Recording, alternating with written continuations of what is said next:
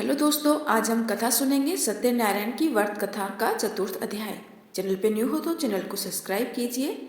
सर्व शास्त्र ज्ञाता सुत्ति ऋषियों और मुनियों को आगे की कहानी सुनाते हुए कहते हैं, राजा की आज्ञा के बाद वो साधु अपने दामाद के साथ घर की तरफ निकल पड़ा। कुछ दूर जाने के बाद रास्ते में उसे एक व्यक्ति मिला जो डंडे के सहारे चल रहा था। वो व्यक्ति असल में खुद सत्यनारायण भगवान जी थे। उन्होंने उससे पूछा, हे साधु, तुम्हारी नौका में क्या है? यह सुनकर वैश्य हंस पड़ा और अभिमान भरे स्वर में उसने कहा, हे सजन, आप मुझसे ये प्रश्न क्यों कर रहे हो? कहीं आपको मुझसे धन लेने की इच्छा तो नहीं? अगर ऐसा है तो मैं बता दूं कि मेरे नाव में तो आपको केवल बेल और पत्ते ही मिलेंगे।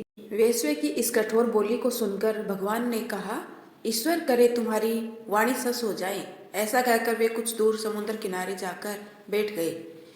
अब उस वैश्य साधु ने जब अपनी नाव की ओर देखा तो वह दंग रह गया।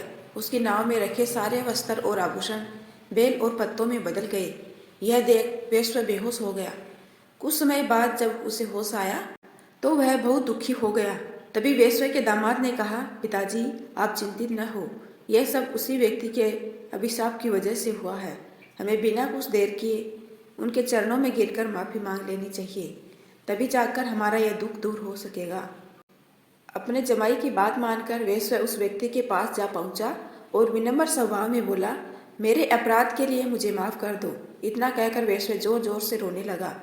इस पर सत्यनारायण भगवान ने कहा, हे साधु, तुम्हें जो भी दुख मिले हैं वो सभी मेरी ही आज्ञा से मिले हैं, क्योंकि तुमने अपने वचन के अनुसार एक भी बार मेरी पूजा नहीं की, जिससे मेरा अपमान हुआ है। इस पर वैश्य ने कहा, हे भगवान, आप तो सर्वशक्तिशाली हैं, आपके रूपों को कई देवता भी नहीं पहचानते, तो भला मैं कैसे आपको पहचान पाता।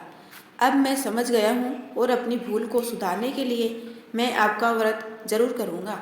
आप कृपा करके मुझे माफ़ कर दें और मेरा धन मुझे लौटा दें।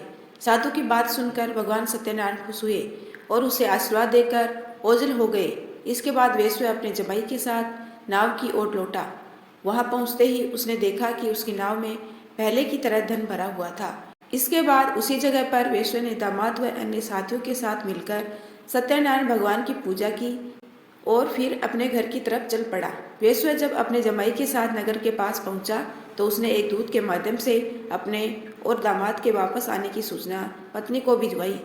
दूत ने उनके घर जाकर वैश्य की पत्नी लीलावती को नमस्कार करते हुए कहा, मालकिन, साहब और दामाद दोनों नगर के पास पहुंच गए हैं। वैश्य की पत्नी लीलावती उस दूत की बात सुनकर काफी प्रसन्न हुई। उसने तुरंत सत्यनारायण भगवान का व्रत पूरा कर अपनी पुत्री कलावती से कहा, मैं तुम्हारे पिता के दर्शन के लिए जा रही हूँ, तुम भी अपना काम पूरा कर तुरंत दर्शन के लिए आ जाना।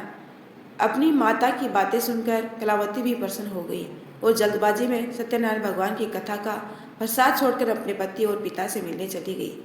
कलावती द्वारा प्रसाद का अनादर देख भगवान सत्यनारायण एक बार फिर से नाराज हो गए। क्रोध में आकर उन्होंने नाव सहित कलावती के पति को पानी में डुबो दिया। जैसे ही कलावती वहां पहुंची, उसने देखा कि उसका पति वहां नहीं है, तो वह बेहद दुखी हुई और जोर जोर से रोने लगी। इधर वैश्य अपनी जमाई को डूबता देख एक बार फिर से सत्यनारायण भगवान का स्मरण करने लगा। उसने प्रभु से प्रार्थना की और कहा, हे ईश्वर, कृपा कर मेरे परिवार से हुई भूल को माफ कर दे। साधु की प्रार्थना सुनकर सत्यनारायण भगवान ने कहा, हे साधु, तुम्हारी बेटी ने मेरा प्रसाद का अपमान किया है।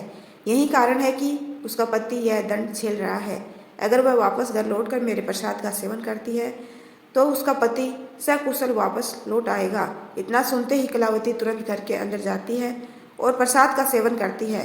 प्रसाद खाने के बाद जब कलावती दोबारा अपने घर के बाहर गई, अपने पति को सही सलामत पाया। इसके बाद साधु एक बार फिर से अपने परिजनों के साथ मिलकर पूरे विधि विधान के साथ श्री सत्यनारायण भगवान का व्रत करता है। पूजा के बाद वह सुखी सुखी अपना जीवन व्यतीत करता है और अंत में वह इस लोक का सुख प्राप्त कर स्वर्लोक चला जाता है।